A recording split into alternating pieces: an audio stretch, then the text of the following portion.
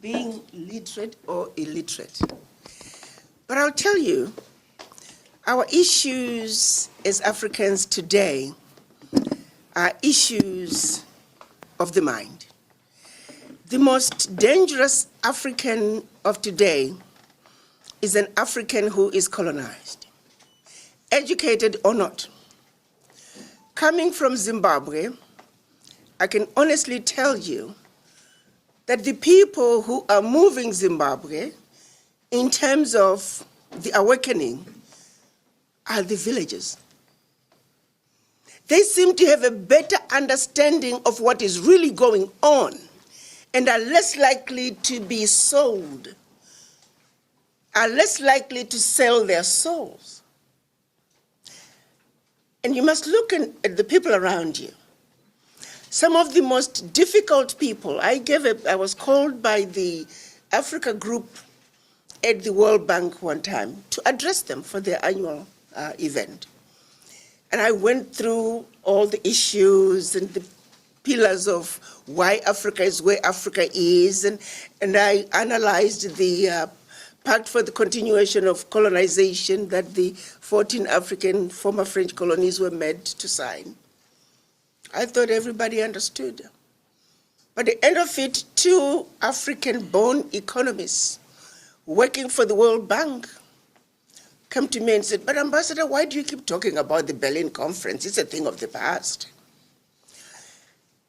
And to my utter shock, I'd gone through the process of explaining the Berlin Conference and that it is a policy that was put in place in order to see to it that Africa and her children are forever defeated and dominated. And that as long as we have a country called Togo, as long as we have a country called Burkina Faso, as long as we have a country called Malawi, we are defeated. Intentionally so. So these two economists working for the World Bank are the same ones now that are being used as instruments of our own self-destruction. They're the ones that are being sent to Africa to sell policies that are detrimental to Africa's progress. So the question then becomes, what is our education doing for us? And it goes back to the miseducation. The people who are in power are the ones who are failing to stand up and challenge those who are raping us in broad daylight. Pardon my choice of words.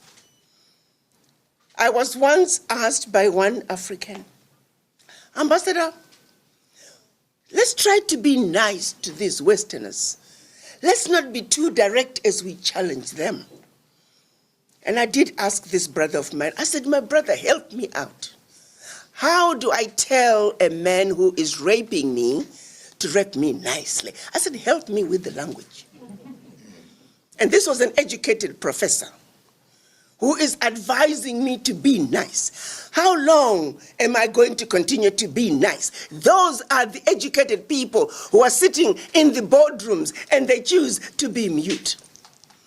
And when they are mute while representing us, that means 1.4 billion Africans are mute.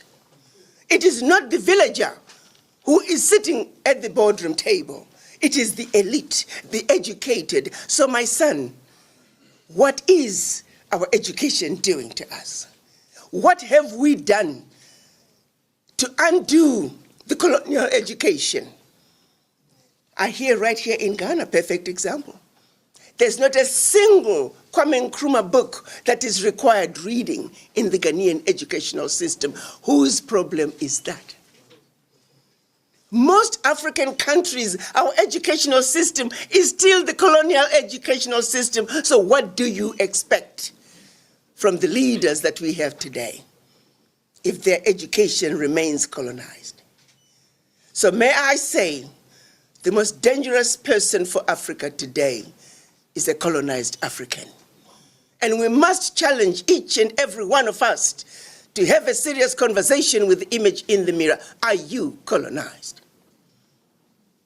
Where do you stand when it comes to the issues to do with Africa? How do you feel about the continued exploitation of Africa? How do you feel about neocolonization, imperialism? Do you even understand it? Do you even know what the Berlin Conference means when it comes to your ability to buy bread, to your ability to get a job? Can you connect the dots back to the policies that are designed to keep us where they want us to be? It is the elite, it is the educated who are refusing to challenge the status quo and speak on our behalf, educated or not.